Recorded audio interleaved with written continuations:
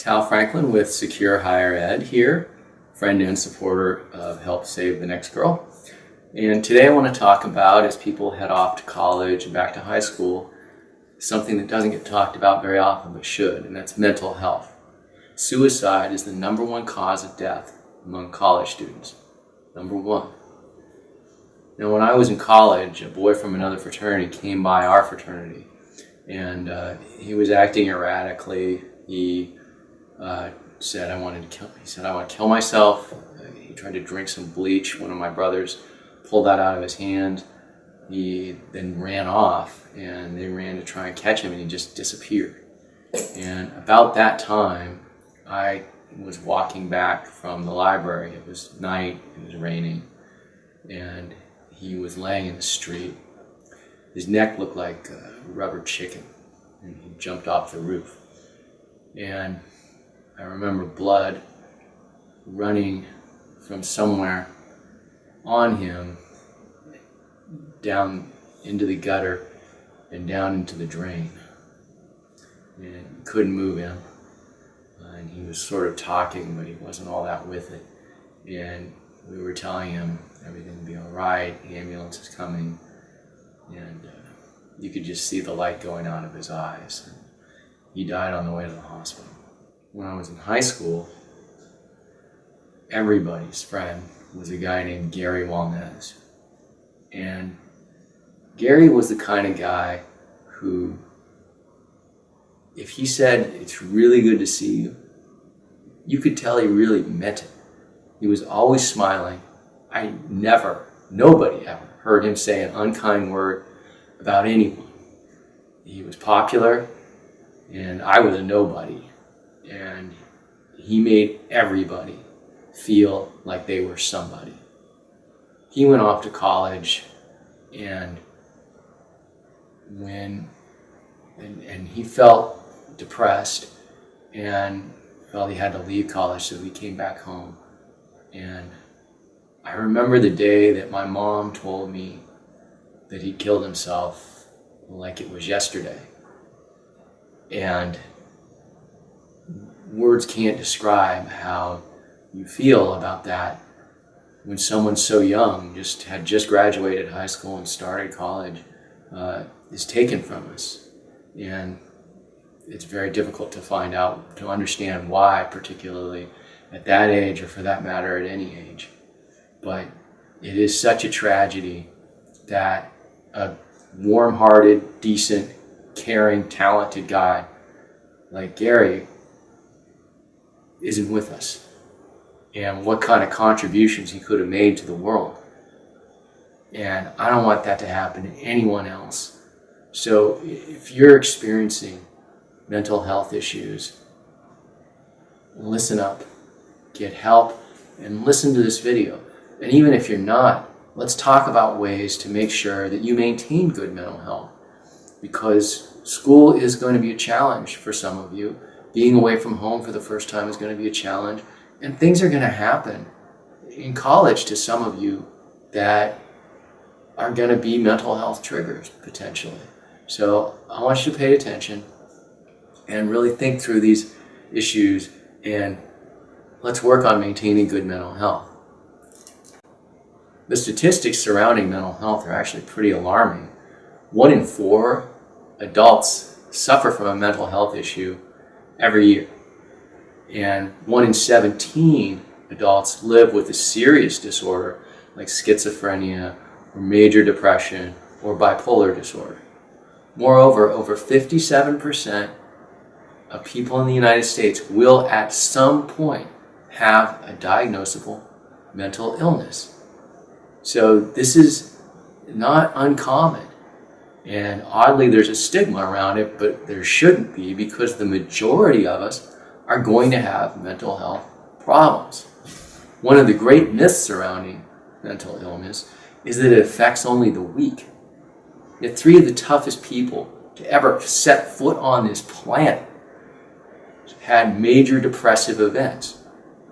Abraham Lincoln, Buzz Aldrin, and Ernest Hemingway were all crippled by severe depression Lincoln's was so bad that his friends had to take his guns away from him.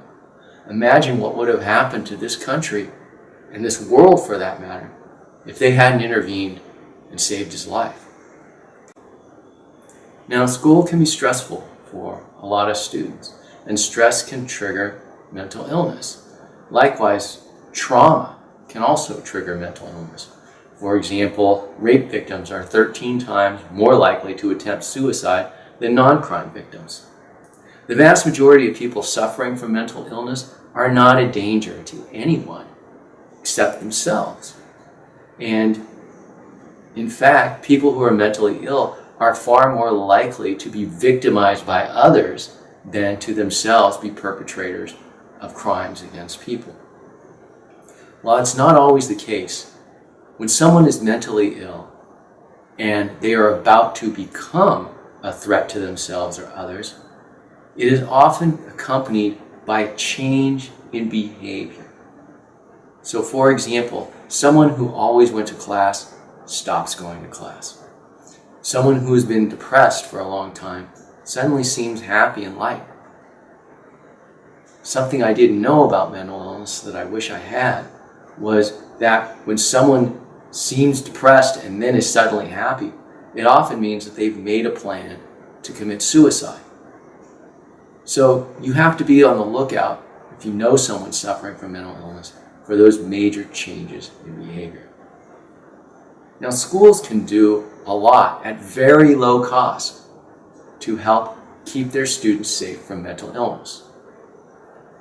The first thing they can do is encourage regular meetings where students get to talk about the stresses of school.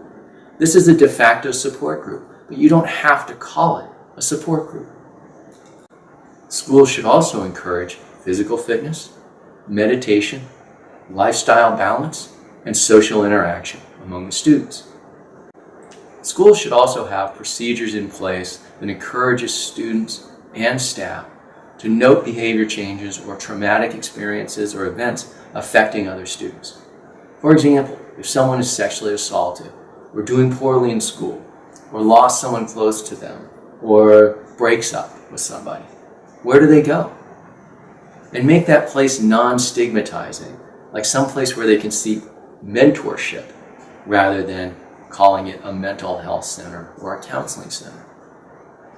There are also things that you can do personally to ensure you keep good mental health, even before you have any mental health issues. And remember, most of us, if things don't change, will suffer during our lifetime of a diagnosable mental illness. So it's a good idea to keep these practices. The first is physical fitness. I cannot emphasize this one enough. In fact, psychiatrists are now using physical fitness to treat people who are mentally ill. So it's a good idea to maintain physical fitness, particularly when you're going into a new and stressful environment. Next, eat well. Garbage in, garbage out, right? And so you will feel better, both physically and mentally, if you are putting good food into your body. Maintain social contacts, and that doesn't mean online. That means in person, face to face. That can really help you avoid mental illness issues. Maintain interests outside of school. You don't want to put all your eggs in one basket, so to speak. So if something goes wrong in school, you have other interests that are also important to you. So you can feel successful in those, even if school isn't going as well. Avoid self-medication with drugs or alcohol. Avoid withdrawal, pushing other people away. And be able to talk about your problems. Find someone you can communicate with and tell your problems to. It's very useful to just have an ability to vent and talk. This one's also really important before you leave for school, and that is talk to your parents about your family's mental health history. Some mental illnesses are genetic, so you want to be aware of what factors you're particularly at risk for. And last, use a professional or a support group if you're having some kind of traumatic event or where things aren't going that well. You don't have to go through hard times alone, and there's no shame, none, in seeking guidance from somebody. If you want to learn more about mental illness, go to our website at securehighered.com. We've got a great video on there that talks about the various symptoms of mental illness, as well as some very inspirational stories from some very tough people who've conquered mental illness. Thanks for listening, and I want you to have a safe and happy school year.